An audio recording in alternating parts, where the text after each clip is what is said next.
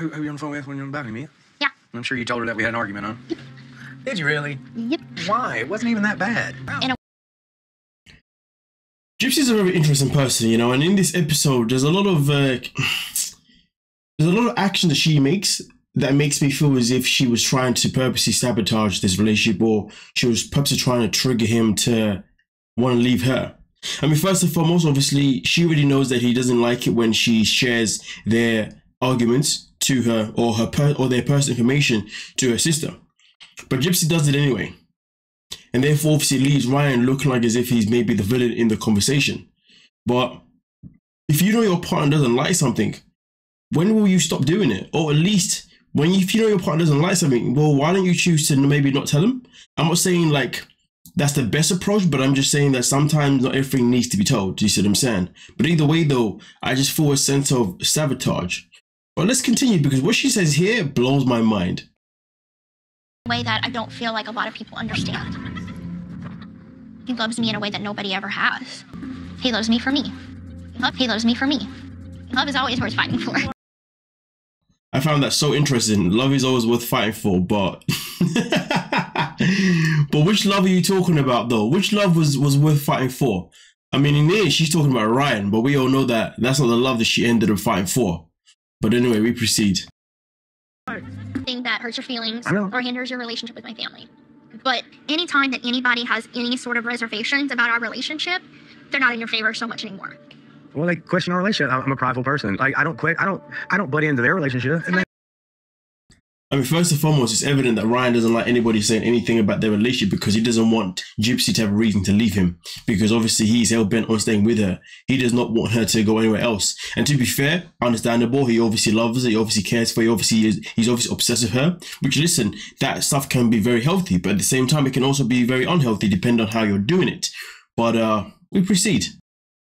Protective. I understand that. But love them, but then you say all these snarky remarks like, yeah, Chrissy just loves the attention. Like, you said that literally when we were in the car waiting to come in. When I was 13, I went through this phase. My mom hated it. Every little sarcastic attitude is, oh, you took offense to it. Oh, I was just joking. I'm not gonna lie to you, though, I do relate to that, man. Like, you know when people say I was only just joking, when you're like, but you wasn't, though. You're only saying you're joking because I'm confronting you about it now. So yeah, to be fair, I can relate to that. I can't even hate what she's saying here. But either way, though, again, going back to the very first part of the video that I showed you, compared to, and now moving on to these parts of the video, you know, Gypsy's definitely, some people may say that she's standing on business, you know? Some people may say that she's putting her foot down to make it known that Ryan needs to learn to behave a little bit better, because the way he makes her feel regarding her family is unacceptable. But at the same time, though, if Gypsy's always telling her family negative things about Ryan, well, in the end, he's going to definitely get paranoid about it. He's definitely going to become defensive about it. And sadly, he's going to try and become controlling about it, because, of course, he doesn't like anybody saying anything negative, and he definitely doesn't like anyone knowing anything negative about their relationship. So Gypsy going off to the family and telling them these things, I can understand it being a frustration. And to be fair, there needs to be a boundary that is made, because Gypsy clearly doesn't see that boundary in any form of way whatsoever.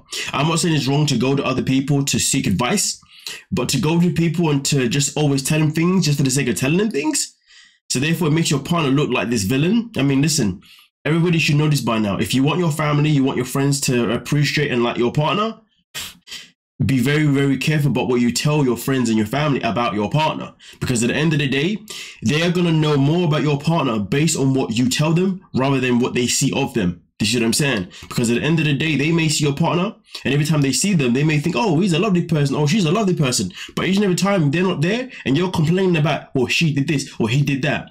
Well, don't be upset if your family ends up not liking that person too. Do you see what I'm saying? And then it becomes a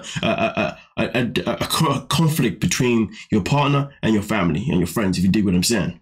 But nonetheless, though, this is why I'm still under the influence that Gypsy was trying to purposely, you know, sabotage things to a certain degree, you know, because I wouldn't put this down to maturity personally.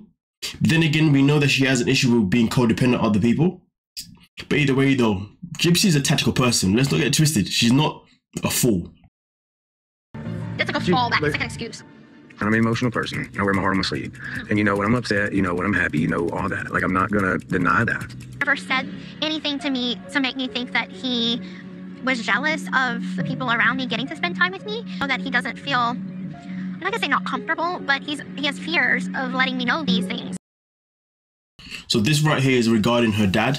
Obviously wanted to spend time with her, but obviously being afraid to spend time with her, you know, obviously due to the fears that she explains there. And to be honest with you, I think when it comes to the dad, the reason why he's acting the way he's acting in terms of trying to spend time with Gypsy but not sure how to go about it or whatnot, is probably because he holds a lot of regret. You know, he's probably upset with the fact that, you know, there was a portion of her life that he might probably feel as if he could have been there, or most importantly should have been there for her. And because of that, you know, obviously it's going to put him in a position where he's going to feel a bit, how do I approach this? Because I've got, in his eyes, I would imagine he sees it as he's got a lot of work to do to try and make a healthy relationship for his daughter, between him and his daughter, and also to really do his best to not allow her to see him in the same light that she saw her mother, if you dig what I'm saying. So I can understand it. I can understand it from that perspective. But either way, though, let me know your thoughts and your opinions regarding Gypsy's relationship with her dad at this moment in time, and his reluctancy to, you know, to be more vocal towards how he's feeling. Well, crying up, I said, I need to tell you something. He said, I was asleep. I said, I miss Ken. You need to let that go. You need to let him go. You are married. I have 2 men in my heart, and he's still there in my heart. So like I said before, 2 things I said already. 1, is she purposely trying to sabotage his relationship to try and push Ryan away? And 2, which love is worth fighting for? Even though in that scene she was talking about Ryan. But hey. Only did I call Ken 2 weeks before the wedding, but the conversation that Ken and I had, I was honest with Ryan. If you don't want me to get married, then you need to tell me now. And what did he tell you? And he told me that I want you to do what makes you happy. He didn't say wait for me. So obviously this is in regard to obviously a conversation with Ken. Because wild though that she just had the phone call with him 2 weeks before her wedding. Even gave Ken the option to say, hey, don't do it. But Ken was like, listen, do what makes you happy. Crazy stuff, right? I mean, listen, you could argue and say that that's a good man right there. He wasn't trying to tell you what you kind of do, you know? End of the day, he was just saying, do what you feel is best. Because, and to be fair, what he did was very smart, because her choice then would have obviously told Ken whether or not she's invested in Ryan, or if she's still willing to try and wait for him to get better. I mean, listen, the fact that she went ahead and got married anyway, that's why Ken coming back in her life is stupid as hell. This man must have a low self-esteem, because really and truly, you know, she asked you a question, you gave her a sensible answer back, and instead of processing your sensible answer, she went ahead and got married anyway, which basically meant that she wasn't willing to wait for you regardless. She says here that, you know, well, he said that you should wait, but he didn't say you should wait for me. I don't know why that matters. If you wanted to wait for him, then you'd have waited for him. You'd have waited for him regardless. You see what I'm saying? But you didn't. You went and got married. Simple as 1, 2, 3. And that's why Ken is a fool for taking you back, because clearly in that moment in time, you didn't value him. I could care less whether you value him now or not. You know, you had the opportunity to say, you know what? You're right, Ken. I'm going to wait. And in that moment in time when you can be like, I'm going to wait, it doesn't even have to be, oh, I'm going to wait for you to get to the place where you need to get to. It's more of a case of where you could have been like, you know what, I'm going to wait to make sure that that I know I'm making the right choice. Gypsy didn't wait to know that she was making the right choice. She just went, boom, boom, boom, let's get married. And that's why Ken is a complete fool to want to get back with her. And that's why I'd say, did he just get back with her because of the fame or whatnot? Who knows? Who knows? Who ever know? But either way, though, bro, you gave her a chance to make a choice. She didn't pick you. Low self-esteem, but we continue. If he would have said wait for me, You wouldn't. would have been with Ken weighs on my heart, and I can't allow myself to dwell on what could have been. It'll drive you insane. That I was hindering her from self-development. That was what ultimately led to our separation. And in hindsight, I didn't realize at the time, I mean, it makes so much sense now, but like, role was just going to be fulfilled by somebody else. It doesn't matter whether you realize that or not, to be honest with you. The fact is, you was doing the thing that you felt was right at the time, which is respectful. You wanted to grow, you wanted to become somebody else, but you wanted to become herself as much as possible. If anything, you can say that Ken was allowing Gypsy to be free because he wanted to make sure that if she decided to be with him, it was because she wanted to be with him, not because she has attachment issues. Because you already spoke about how the fact that she became so dependent. And because of that, that's what probably led her to still marrying Ryan anyway, that dependency. that she had reached this new platform of fame that she now has hundreds of people writing her with. Are you supportive of her in a new relationship? No, I wasn't supportive of any of her other relationships. Her reaching out to me right before her wedding and phone conversations that we've had since. The last time Gypsy and I spoke was right before she got out of prison. Is it going to change how she perceives everything? You know, it's just one of those, like, you just don't know. You know, like, somebody could see themselves in a different light and be like, well, I'm better now. I could do this. And Well, Ryan, he's talking about the fact that Gypsy's gone off and got her teeth done. She's gone off and she's going to get her nose done. And also on top of that, she's getting her hair done.